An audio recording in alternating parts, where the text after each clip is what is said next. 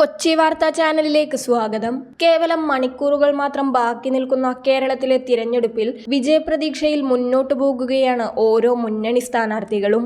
ഇത്തവണ വിജയപരാജയങ്ങൾ പ്രവചനാതീതമാണ്. നിലവിലെ രാഷ്ട്രീയ സാഹചര്യം മൂന്ന് മുന്നണികൾക്കും ഒരുപോലെ അനുകൂലവും പ്രതികൂലവുമാണ്. കഴിഞ്ഞ തിരഞ്ഞെടുപ്പിൽ കോൺഗ്രസിന് ലഭിച്ച അതിഗംഭീര ജയത്തിൽ പ്രതീക്ഷയർപ്പിച്ചു തന്നെയാണ് കോൺഗ്രസ് ഇക്കുറി മത്സര രംഗത്തേക്ക് ഇറങ്ങിയിരിക്കുന്നത്. എന്നാൽ കഴിഞ്ഞ തവണത്തെ വിജയം ഇത്തവണയും കോൺഗ്രസിന് ലഭിക്കുമോ എന്ന സംശയവും നിലനിൽക്കുന്നു. കോൺഗ്രസ് പാർട്ടിയിൽ നിന്ന് പ്രമുഖ നേതാക്കൾ ബി.ജെ.പിയിലേക്ക് പോയത് കോൺഗ്രസിന്റെ വിജയ സാധ്യതയെ അനുകൂലമായോ പ്രതികൂലമായോ ബാധിക്കുമോ എന്ന കാര്യത്തിൽ അനിശ്ചിതത്വം നിലനിൽക്കുന്നു. അനുകൂലത്തെക്കാൾ പ്രതികൂലമാകാനാണ് സാധ്യതയെന്ന് ചിലർ അഭിപ്രായപ്പെടുന്നു. കാരണം കേരളത്തിലെ 2 മുൻ മുഖ്യമന്ത്രിമാരുടെ മക്കളാണ് ബി.ജെ.പിയിലേക്ക് ചാടിയത്. അത് ബി.ജെ.പിക്ക് വോട്ട് ശതമാനം കൂട്ടാൻ സാധ്യതയുണ്ടെന്നാണ് വിലയിരുത്തൽ. എന്നാൽ ഇത് കോൺഗ്രസിന് അനുകൂലമാകാനും സാധ്യതയുണ്ടെന്ന് ചിലർ അഭിപ്രായപ്പെടുന്നു. കാരണം പത്മജ വേണുഗോപാൽ മത്സരിച്ച് പരാജയപ്പെട്ട വ്യക്തിയാണ്.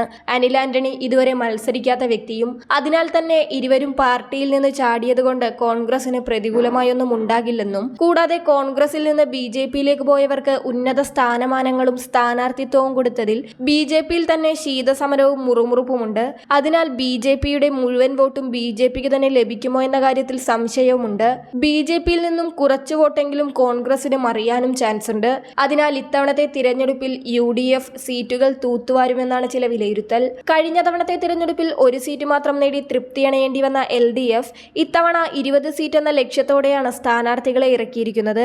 എന്നാൽ നവകേരള സദസ്സും പെൻഷൻ കുടിശ്ശികയുമെല്ലാം പ്രതികൂലമായ സാഹചര്യം LDFന് സൃഷ്ടിക്കുമ്പോൾ സ്ഥാനാർത്ഥിത്വത്തിലൂടെ വിജയിക്കുമെന്നാണ് ചില വിലയിരുത്തൽ.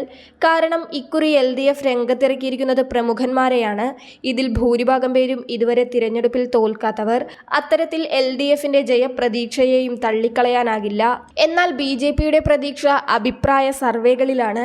കഴിഞ്ഞ ദിവസം വരെ വന്ന ഭൂരിഭാഗം അഭിപ്രായ സർവേകളിലും ബി.ജെ.പി കേരളത്തിൽ അക്കൗണ്ട് തുറക്കുമെന്നാണ് പ്രവചിച്ചിരിക്കുന്നത്.